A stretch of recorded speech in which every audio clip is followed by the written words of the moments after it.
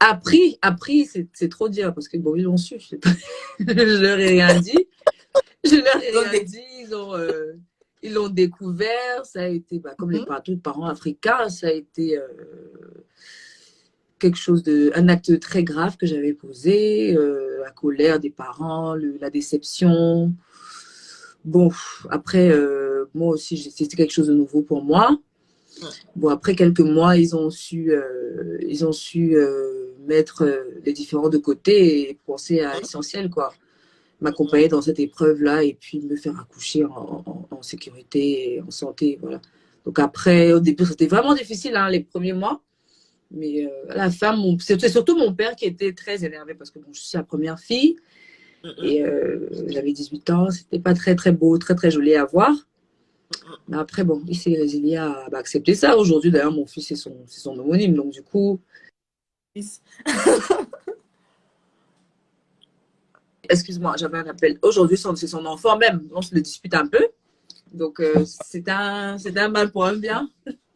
Et du coup, à 18 ans, quand tu es tombée enceinte directement, tu t'es dit, bon, je suis enceinte, je gère, c'est-à-dire je garde. Est-ce que tu as eu à hésiter quand même à un moment?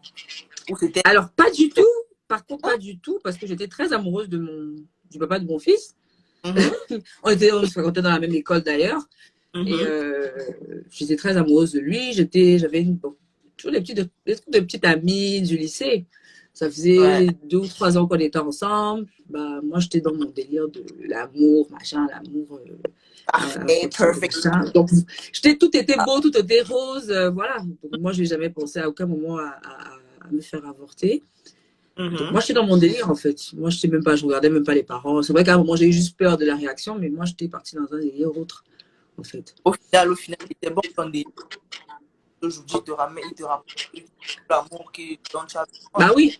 Donc, Aujourd'hui, on est surtout qu'on a une relation grande sœur, petit frère, parce qu'on on n'a pas une grande différence d'âge. Donc, du coup, je gère les choses plus facilement, on se parle. Donc, je contrôle un peu, je contrôle. Parce que on n'a pas un grand écart. J'avoue, mon grand frère me dépasse de 17. Donc, voilà. Un peu ça. Voilà. La grossesse maintenant, jeune fille que tu étais, comment tu as fait la grossesse? Comment était ta grossesse? Est-ce qu'elle était tranquille ou bien tu as été vraiment bousculée par la grossesse? Comment ça s'est passé?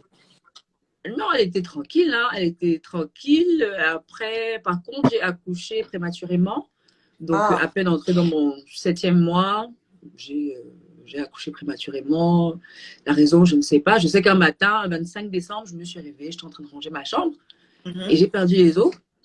Je me suis dit, mais c'est quoi ce délire, en fait? Bon, bref, après, j'ai continué, j'ai nettoyé, j'ai continué à faire mon truc. Mais peut-être 1 heure après, j'ai commencé à sortir des petits picotements. Je me dis, hey. Donc, j'ai appelé, vu que je vivais avec mon père cette période-là et sa femme qui est ma deuxième maman, en fait. Donc, je l'ai appelée elle, vu que c'était elle qui était avec moi à la maison. Donc, je l'ai appelée, je lui ai dit, là, voilà ce qui s'est passé. J'ai eu un liquide, c'est comme si j'ai fait pipi, j'ai vu de l'eau. Et puis là, je ressens des petits picotements dans le ventre. Elle m'a dit, OK, reste calme, ne stresse pas et j'arrive. Donc, c'est là où le travail a commencé. Et ça a vraiment été difficile à ce moment. Mais franchement, le début de ma grossesse, c'était crème. Mais tout est parti en couille à l'accouchement parce que le bébé était trop petit. Donc, j'arrive à l'hôpital. On me dit que je ne peux pas accoucher parce que bon, j'entrais à peine dans mon 7e mois. Donc, le médecin me dit qu'il va tout essayer pour essayer de garder le bébé. Mais il faudrait que je reste à l'hôpital au moins 1 mois encore. On essayait de ralentir le processus d'accouchement. Donc, on m'injecte, on me place on m'hospitalise en fait pendant 2 jours. Et 2 jours après, le médecin revient et me dit non, madame, votre liquide amniotique a commencé à changer de couleur, donc c'est pas bon. On est obligé de reprovoquer l'accouchement. Mais là, il y a encore un autre problème, c'est qu'il n'est pas sûr de ce qu'il est en train de faire. Donc, il me dit, il appelle mes parents. Il leur dit, là, il va falloir faire un choix. Hey. Ou le petit, ou votre fille. Là, on n'est pas sûr de pouvoir, on n'est pas sûr de pouvoir sauver les deux parce que le bébé, il est trop petit et là, on sent que ça va être compliqué. Ça va être très compliqué. Donc, jusqu'à aujourd'hui, je sais pas ce qu'ils ont choisi. Ça m'a jamais intéressé. Mais Dieu est grand, j'ai accouché sans problème. Mais comme prévu, quand j'ai accouché, mon bébé n'a pas pleuré sur le coup. Il a pleuré, disons, 30 secondes après. Et comme j'étais dans une clinique privée, il a fallu l'emmener au CHU, qui était juste à côté, pour le transférer en néonat. Et j'ai pas pu le voir de toute la journée, vu que moi, il fallait prendre soin de moi, tout ça, machin. Donc, c'était assez difficile. Je n'ai pu le voir que 24 heures après. C'était compliqué. C'était, en plus, à cet âge-là, tu vis ce genre de choses. Tu as accouché par voie basse ou par césarienne? Non, par voie basse. Ah non, j'ai poussé. Ça va. Donc, non, ça, en fait, moi, dans ma vie, je me suis toujours dit, je tiens à ressentir ce truc-là. Je tenais à le ressentir, en fait. Ouais. Donc, après, ben, voilà, il a grandi. C'était compliqué parce qu'il il avait quoi? Il est né avec 900 grammes. Après, il a chuté. Le lendemain, il a chuté à 600 grammes. Il était comme… je le tenais comme je tiens à cette bouteille, quoi. Et puis, il était bizarre. Il était comme un petit singe, fripé, machin, avec du duvet. Il y avait encore le duvet parce qu'il n'avait pas perdu le duvet. Je dis, mais c'est quoi ça? C'est pas mon enfant. Après, quand je regarde tous les enfants qui étaient en néonat, je dis, ah, ok, d'accord. En fait, ils sont tous comme ça, ils sont tous bizarres. Ah, bah oui, parce que. Ah, c'est là où j'ai accepté parce que je me suis dit, non, il y a un problème. Il y a un problème, il est tout petit, tout machin. Et quand j'ai vu les autres petits, je me suis dit, ah, bah voilà, ok, d'accord. C'est comme ça. Derrière, j'étais complètement perdue. Parce que moi, je ne voyais pas ça comme ça. C'était pas que ça l'accouchement pour moi. En fait, j'avais le délire de l'accouchement normal sans problème. Et vous êtes sorti combien de temps après de l'hôpital? 10 jours après, bizarrement, parce que lui, déjà, c'est le plus petit. C'était le plus petit des bébés en néonat cette période-là. Et il est sorti le premier, d'ailleurs. Et ça, c'était vraiment un miracle. Même après, pendant au moins 6 mois, 7 mois, j'avais son médecin en chef de l'hôpital qui venait chaque fois nous rendre visite parce qu'il disait qu'il n'avait jamais vu ça de sa vie. Un bébé aussi petit et qui est sorti avant tous ceux qui étaient là, qui étaient nés plus grands que lui. Il a vraiment bien réagi parce qu'au départ, il avait des problèmes pour téter, tout ça, machin. Mais après, il avait la sonde. Après, c'est parti, quoi. Il avait toujours les petits problèmes de fausse route ou à un moment, il n'arrive plus à respirer comme tout bon prématuré. C'était compliqué. À la maison, même, j'étais obligée d'avoir une infirmière. Ça, c'est ce que je voulais dire tous les jours. On a fait à la maison, maintenant le retour à la maison, jeune dans l'état avec un bébé prématuré. Alors, comment j'imagine que les parents ont beaucoup aidé aussi? Oui, beaucoup, parce que moi, je suis perdue. Toutes les 3 heures, il fallait se lever. Et puis, lui, il fallait le contrôler d'une manière assez spéciale parce qu'il avait un petit tic où il gardait le lait dans ses joues. Et quand il a faim la nuit, il avale. Du coup, il fait des fausses routes, il s'étouffe. Donc, il fallait toujours que j'avais toujours une infirmière qui mettait les sondes pour essayer d'aspirer, pour retirer, parce que sinon, c'était compliqué. Faut toujours le tenir au chaud. Franchement, je n'imaginais pas ça comme ça pour une première expérience et à cet âge-là, en fait. Mais après, il a poussé tellement vite et il s'est vraiment adapté que il n'a pas été. Même jusqu'à aujourd'hui, il n'a pas. On te dit qu'il est prématuré, tu ne pourrais même pas croire parce que même les maladies des prématurés, il les a. Enfin, il est normal, en fait. Normal. Mais c'était vraiment dur. Franchement, je ne souhaiterais à personne de vivre ça. Mais après, je pense que par rapport à cette expérience, tu as peut-être une autre approche, en fait. Tu vois la vie autrement, tu vois ton enfant autrement. Peut-être que si tu avais accouché normalement, parce que là, il est entre la vie et la mort pendant un certain temps. Donc, un certain temps, quand même. Oui, parce que moi, je me rappelle, elle est venue, je me réveillais en sursaut juste pour aller soulever son pull pour voir s'il respire. Parce que, tu vois, même quand il dort, tu te dis, bon, là, je vais me réveiller, je vais me reposer, mais tu n'arrives pas à te reposer parce que tu te dis, à tout moment, il peut arrêter de respirer. C'est ça. Donc, c'était compliqué, mais bon, on y est arrivé. Aujourd'hui, il a 12 ans et c'est un espoir. Il danse, parce que quand je suis il se fatigue jamais, il est hyperactif. Il n'est pas là pour faire. Non, il est hyperactif, il est très autoritaire, très fort. Alors, en étant maman jeune, on était une jeune maman. Alors, comment tu as fait pour te développer et arriver aujourd'hui à un point où tu es une femme accomplie, on va dire ça, de mon point de vue, hein, je ne sais pas ce que tu en penses. Tu es une femme accomplie aujourd'hui. Comment tu as fait pour traverser, pour arriver où tu es aujourd'hui en étant maman avec ton fils, en fait? Il n'a pas été un frein pour ton développement? Dire comme ça. Non, pas du tout. Heureusement, parce qu'il y avait mes parents, en fait. Je pense que ça, c'est grâce à mes parents, parce que surtout ma mère, parce qu'après, je suis rentrée au Cameroun. Et quand je suis arrivée, je vivais avec ma mère. Donc, ma mère, je pense que, bon, elle avait son enfant de la retraite, en fait. Je pense que dans sa tête, c'était son enfant de la retraite. Du coup, elle se l'est accaparée. Du coup, ça m'a beaucoup aidé parce que je pouvais, sortir comme je voulais. Je pouvais, si je veux travailler. Enfin, je pouvais faire tout ce que je voulais, en fait, tu vois. Parce qu'elle, enfin, j'avais même pas l'impression d'avoir un enfant parce qu'elle était toujours derrière lui, toujours. À la limite, elle me contrôlait moi-même, tu vois. Ouais. Voilà. Voilà. Donc, même jusqu'aujourd'hui, hein, on a comme une garde partagée, en fait. Genre, on est des parents divorcés, mais elle sait que je l'ai peut-être 2 semaines et chaque 2 semaines, le dimanche, le jour où ça arrive, à 18h, elle est garée devant chez moi. Et vraiment, mon colis. On est comme des parents divorcés qui partagent la garde d'un enfant. Après, ça m'a vraiment pas freiné. Donc, grâce à elle, surtout. Et après, bon, c'est vrai qu'après, j'ai essayé de continuer les études pendant 2 ans. Je me suis inscrite parce que je suis rentrée au Cameroun. Après, c'est parti en couille avec mon père parce que il a dit, bon, comme tu as décidé d'avoir un enfant, bon, on arrête tout. Là, tu vas jouer la grande, tu vas faire la vie de grande. Donc, je partais pas à l'école. Voilà, donc il m'a coupé les vivres. Malgré tout, j'avais ma mère ici, donc je me suis inscrite parce qu'à la base, je devais voyager, je devais aller en Europe continuer mes études, vu que j'avais fait un système français. Mais j'ai finalement décidé de rester ici, où j'avais pas trop le choix. Je me suis inscrite à Soie. Après, j'ai même pas, ouais, j'ai même pas fait un an, ça m'a saoulée. Parce que en fait, j'avais vraiment plus la tête à ça, quoi. Donc, j'ai pris 2 ans ou 2, 3 ans d'années pour me refaire. J'étais chez ma mère. Après, bon, j'ai commencé à lancer mes activités. J'ai fait une société on m'a parlé des marchés publics et tout ça, machin. C'est là où j'ai ouvert ma société de marché public. Et comme autour de nous, ma mère, mes soeurs, elles avaient beaucoup de connaissances, beaucoup de relations, bah, après, j'ai joué de ça, quoi. Et après, on est des femmes. J'ai rencontré un de mes copains. Et puis, voilà. Et puis, la vie de femme a commencé. Et puis, bim! Voilà. Et voilà, je pense que si je n'avais pas peut-être vécu cette situation, je ne serais pas où je suis aujourd'hui, en fait, parce que ça m'a quand même, je crois que ça m'a donné beaucoup de niaque, en fait, et ça m'a boosté, en fait. Mais ça n'a jamais été un frein.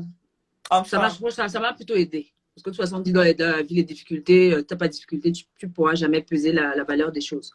Et tu ne pourras jamais aller au bout des choses. Voilà. Tu ne pourras jamais essayer de dépasser tes limites. Tu ne peux pas si tu n'as pas de difficultés. Donc, ça m'a beaucoup aidé aujourd'hui. Il est là. Et du coup, 12 ans sont passés. Tu n'as pas retenté le coup. Non, après, c'est vrai que j'avais d'autres priorités. À un moment, il y a des fois, je voulais, mais ce n'était pas ma priorité là. Moi, j'avais décidé à un moment de me façonner ma carrière, d'être une femme assez indépendante qui n'ait besoin de personne.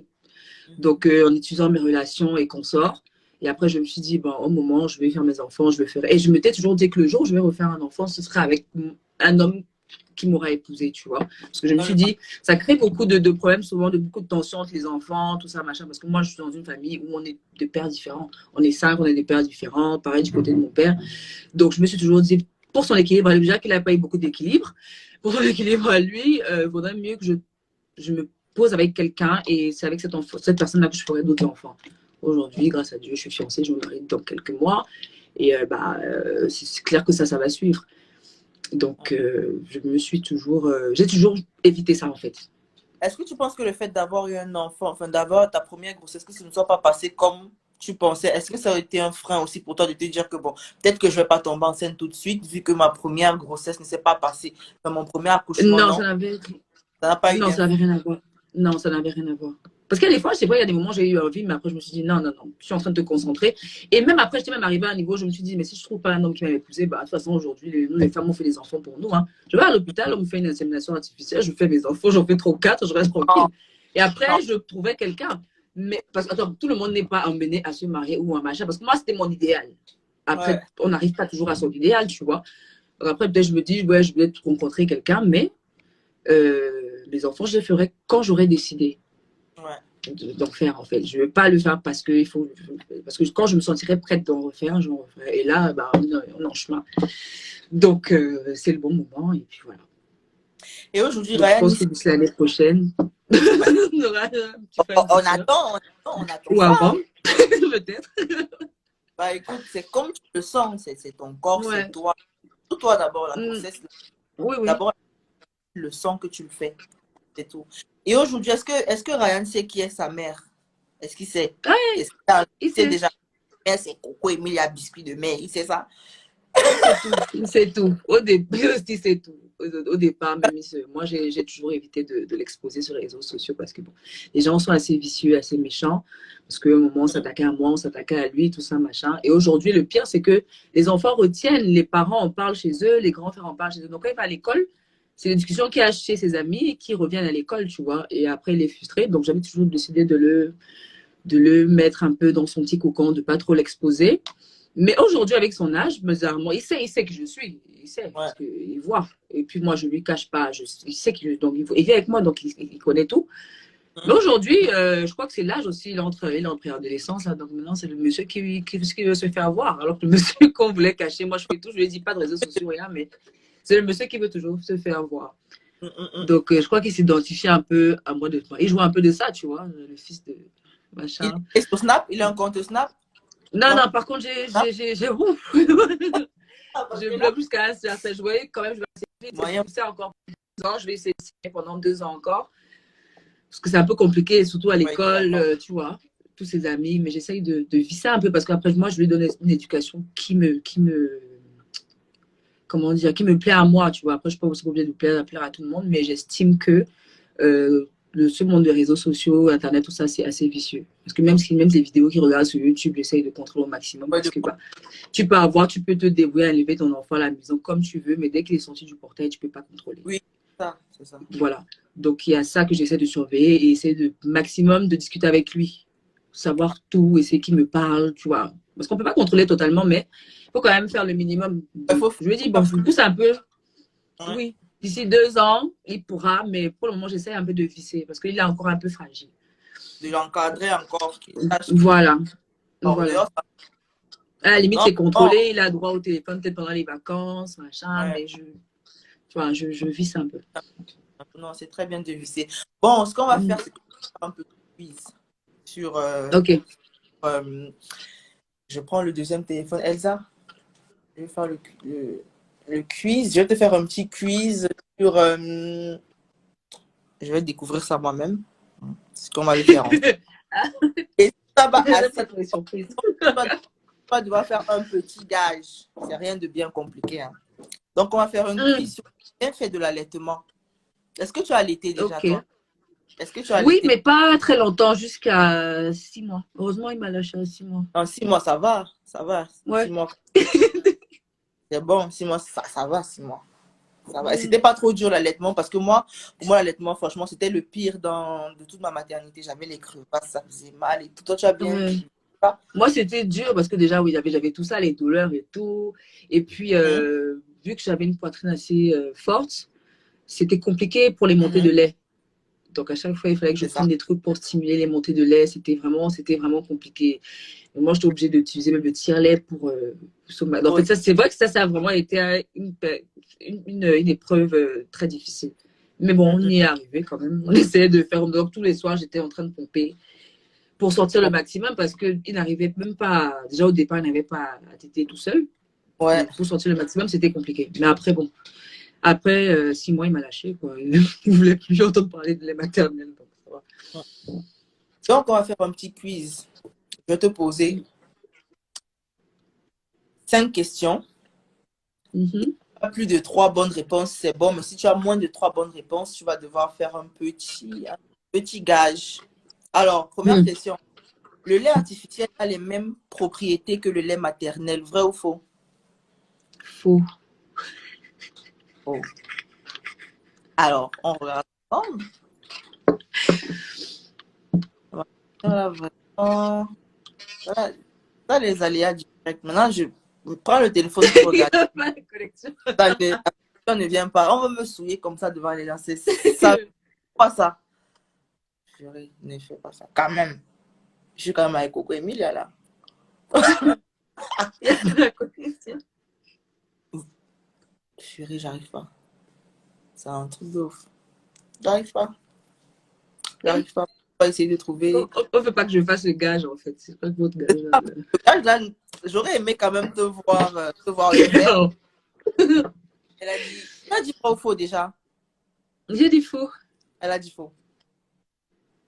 C'est quoi la réponse? Tu vois pas? T'arrives pas?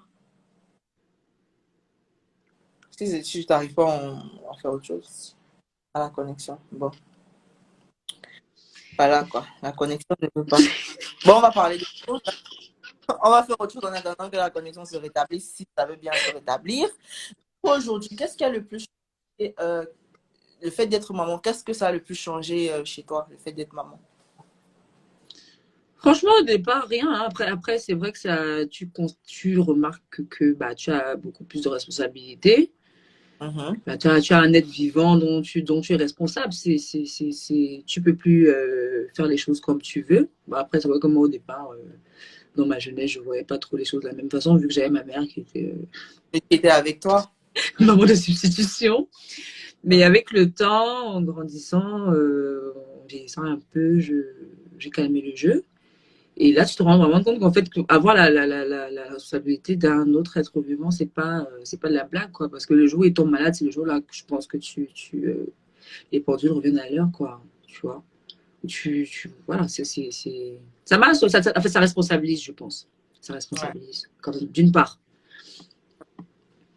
Donc, voilà. Ok. C'est vrai que ça, ça responsabilise beaucoup. J'avoue, non, parce que tu es un être vivant qui dépend, entre guillemets, Oui, de toi. C'est-à-dire voilà. qu'aujourd'hui, tu peux faire ce que tu veux, mais ça reste ton terminus, comme on dit souvent. Il est Voilà, là, c'est ta responsabilité que tu, voilà. Donc, à ton la fin, enfant. c'est ta responsabilité. Voilà. Tout ce que tu fais, en vrai, c'est un peu pour lui, quoi. C'est pour que Voilà. demain, Oui, parce qu'aujourd'hui, tout ce que je fais, c'est vrai que tout ce que je fais, c'est calculé pour lui, en fait. euh, Ouais.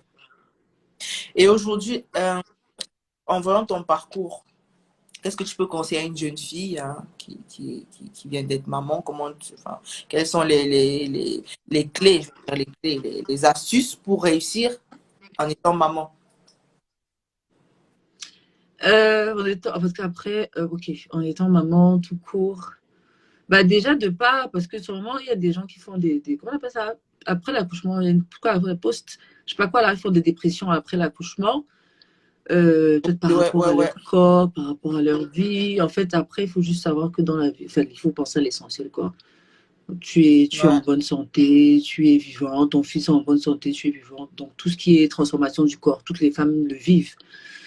Donc, tu n'es pas la seule. Donc, personne ne va t'en vouloir. Un jour, c'est vrai que les gens sont méchants, ils sont toujours en train de faire des critiques, mais personne ne va t'en vouloir d'avoir perdu ta beauté que tu avais au départ parce que tu as décidé d'avoir un enfant. Donc, ça, déjà, il faut vraiment se focaliser sur l'essentiel. Donc, tu es en santé et tu es vivante, c'est la meilleure des choses. Après, c'est vrai que beaucoup, peut-être comme moi, qui ont eu des enfants précocement, peuvent se dire, elles peuvent se dire que bon là, la vie, comme moi, mon bon départ, mon père m'a dit de toute façon, toi tu feras rien de ta vie, quoi, ta vie est gâchée, tu as dû avoir un enfant, machin. Faut pas penser ça, parce que, ou bien prendre ça comme un défi, un challenge. Parce que moi, après, j'ai pris ça comme un challenge pour voir mon père, parce que moi, après, mon père est venu me voir, il me dit, bah, je suis contente de toi. Je dis, bah, attends, tu t'attendais à quoi? Il me dit, bah, tu es comme moi, parce que moi, quand j'étais petite, il m'explique des trucs qui se sont passés. Je dis, bah, attends. En même temps, je l'ai fait pour moi, mais en même temps, c'était pour te prouver aussi que tu avais tort, quoi. Voilà. C'est pas un enfant qui va arrêter ma vie, mon avenir. Après, c'est ce que j'ai dans la tête qui est important. C'est ma force. Et je pense que j'ai quand même une force mentale assez développée. Je dis Dieu merci, parce que c'est ça qui m'aide à avancer. Et Rester fort. voilà, rester focus et savoir que bah, on n'est pas des ratés, on n'est pas. Tout le monde est emmené à. Même si après, il y a des femmes qui accouchent à 40 ans, à un moment avant d'accoucher, elles se disent que si elles n'ont pas accouché, elles sont des ratées. Non, chacune a sa chance. Donc, rester focus, ne pas penser vraiment à l'essentiel. Tant que tu es en santé et vivante, c'est l'essentiel. Et vraiment essayer de challenger la vie. Aller toujours plus haut. Enfin, aller au bout de ses objectifs, en fait. Et comme, par exemple, pour le boulot, moi, je me suis dirigée vers quelque chose que je ne connaissais pas au départ, comme mes Ouais. instituts. Au départ, c'était vraiment un besoin personnel. Parce que j'avais pas, je voulais faire des cils. Chaque fois, je me dis, on fait pas au Cameroun, il faut que je voyage. Chaque fois, je me dis, bon, je vais un peu essayer de voir si je peux pas ouvrir Et un truc comme ça. Mais avant d'ouvrir, il faudrait que je vois si ça m'intéresse. Parce que moi, ce qui m'intéresse pas, je me concentre pas dessus. Donc, je suis dessus. allée, j'ai fait des formations et ça m'a plu. Donc, le besoin du départ est devenu une passion à la fin. Donc, je me suis dit, bah, parce que j'estime que si quand tu aimes quelque chose, tu le fais, quand tu le fais avec passion, en fait, tu vas jusqu'au bout, tu le fais bien et tu n'as pas l'impression de travailler. Du coup, vraiment se focaliser sur ce qu'on aime et vraiment exploiter toutes nos compétences. Ouais. Qu'on dise que tu as un enfant, que machin, hey, ce que tu fais, c'est pour ton enfant, c'est pas pour les gens qui sont autour. Parce que demain, quand tu vas fermer les yeux, la personne ne sera là pour ton enfant. Parce que même si tu laisses ton enfant à tes parents, à un moment, ils seront lassés. Donc, pardon, pour ne pas baisser les bras. Et sur celles qui vont à l'école, continuer à aller à l'école. Parce que moi, malgré que j'ai accouché en décembre, le 27 décembre, j'ai passé mon bac en juin. Bon, j'ai eu mes résultats un mois après. J'ai eu un bac littéraire avec mention assez bien. J'avais 13,84 de moyenne. Mon père même m'a dit, mais tu racontes, c'est n'importe quoi. C'est sûr qu'il y a un problème. Je dis, ben non, je sais ce que je veux. Et après, bon, le destin a fait en sorte que j'ai laissé l'école. Mais aujourd'hui, mais que je sois allée à l'école longtemps ou pas, c'est ma sagesse qui m'emmène où je suis parce que tu m'aurais donné peut-être un doctorat, tu m'aurais mis devant une situation où je n'aurais pas su la gérer. Tu vois? Il faut être sage, il faut être intelligent, mais il faut être sage. Je pense que l'école ou pas, c'est important de vraiment.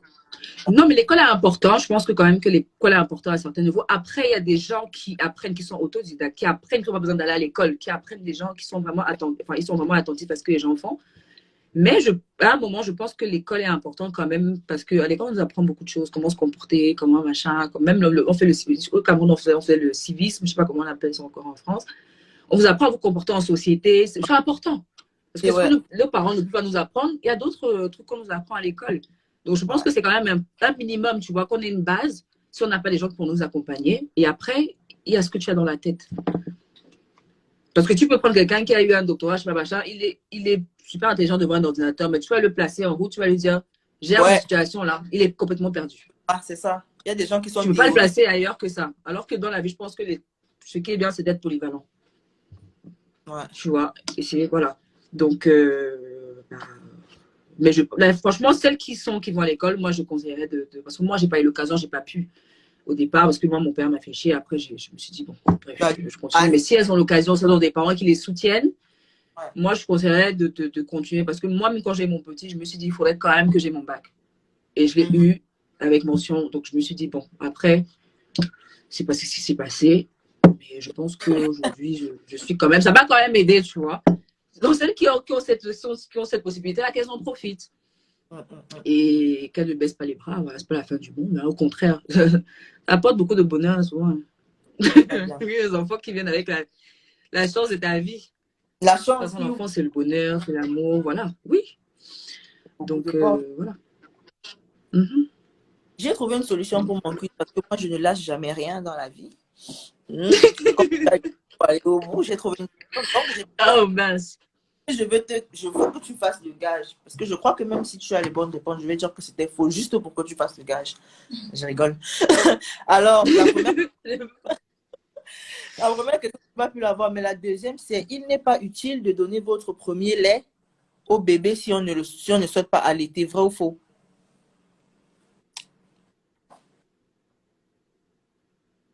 Et s'il vous plaît, les gens, n'hésitez pas. Il n'est pas utile de donner votre premier lait au bébé. Si on Moi, je pense qu'il est utile pour les anticorps. Je pense que c'est utile, donc faux. Ok. Faux aussi. Ok, faux. Seigneur, ne me fais pas ça. Mais le premier, mais comment on va se faire pour le premier? Le premier, le colostrum, c'est le premier liquide qui sort que tu as, quoi. Non, mais même. Ok, faux. Apparemment, tu as raison. Mais attends, c'est incroyable. Mais même. C'est bon. C'était faux. Tu as trouvé la bonne réponse. Alors, le lait maternel évolue tout au long de la période de l'allaitement. C'est vrai ou faux? Ne l'aidez pas les gens. Ouais. Bah oui, c'est vrai parce que je pense que ça dépend de ce que tu manges, de ton alimentation et tout. Ça évolue, oui, c'est vrai, je pense. Attends, je vais mettre vrai. Bonne réponse. On dit la composition du lait maternel varie au gré des jours, des heures et même durant la mise au sein pour s'adapter parfaitement aux besoins du bébé. Donc, tu as tout à fait raison. Voilà. Tu vois, il y en a là-dedans. Ce qui ne me fait pas plaisir, que tu trouves la réponse. Troisième question, les bébés allaités ont une flore intestinale plus résistante. Vrai ou faux?